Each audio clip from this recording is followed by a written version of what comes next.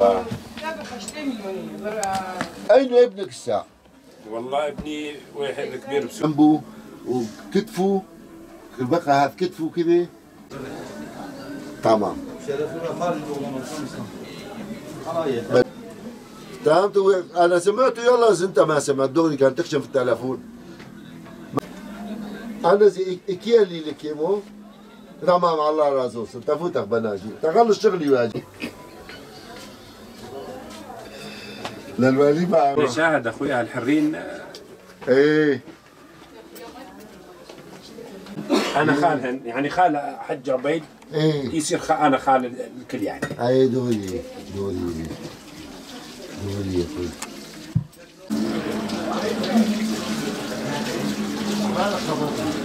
ما تقدرش تتكلم تجي كل السبب الماضي من السيارات من برا تقول لي نسيتوها على حرام انا اشد توظف مش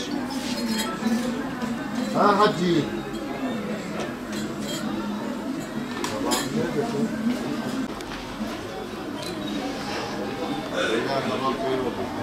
ماذا تراهم بدالك كل شيء ده كله بدال وصل غداك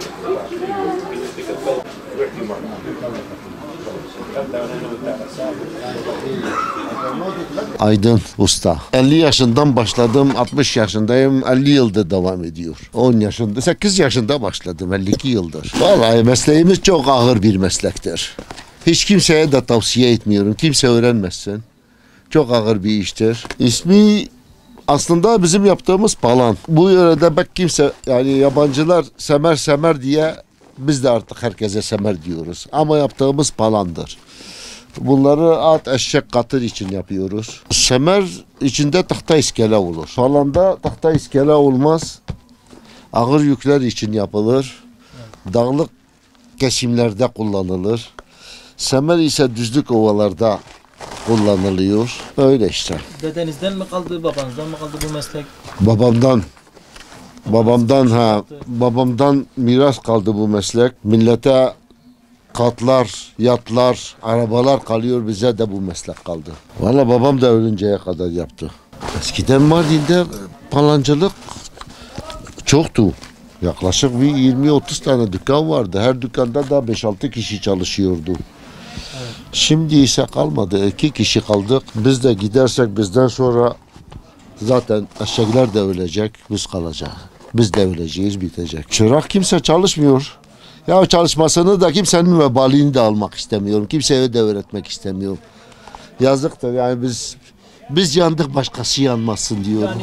Bu meslek çok eski bir meslektir. Daha arabalar yokken, kamyonlar, tırlar yokken ulaşım aracı için kullanılıyordu. Ulaşım aracı gibi. Ya bugünün bir eşek sırtında mesela düşün ki Van taraflarından nereden getiriyorlardı, tuz getiriyorlardı Mardin'e. Yani yaklaşık 50-60 tane eşeğin sırtında beraber geliyordu bir konvoy şeklinde. Vardı evet. Şimdi de kıymeti var ama yapan yok. Şimdi de kıymetlidir. Ama yetişmiyoruz ancak günde bir tane at için 2 günde bir tane. O da yani moralimiz yerinde olursa. Çok sipariş var. İsteyen de çok evet. Ama yapan yok. Vallahi kardeşim sabah saat 6.30-7 gibi açıyoruz. Akşam da saat 5-5.30 gibi eve gidiyoruz. Pazar günleri çalışmıyoruz. Öyle işte. Evet bereketi sabahtadır. Ha. Valla bereketini de görmedik. Sadece çalıştığımız emeğimizin karşılığını yiyoruz o kadar. Kimse memnun değil hayatından. Şükrediyoruz zaten. Şükretmezsek bu mesleği yapmam zaten. Şükrediyoruz ki hala devam ettiriyoruz. Hayattan bir şey anlamadık yani. Ne yapmışız? Sabah gel işe, akşam git. El dokuması kilimden. Ondan sonra içini kamış dolduruyoruz. Kamışlar da bataklıkta oluyor. Bitlis, Doğu Beyazıt taraflarında çıkıyor. Bir de Afyon taraflarında. Afyon'da uzak olduğu için oradan getirtemiyoruz. Keçeci var. Keçe kullanıyoruz. Bak Mardin'de keçeci de kalmadı ya, o da bitti. Biz şu anda Urfa'da bir tane var, o gönderiyor bize. Yani düşün ki bir semeri yapmak için yani kehçeci de el dokuması, yaptığımız kilim de el dokuması, semeri yaptığımız zaman da el dokuması.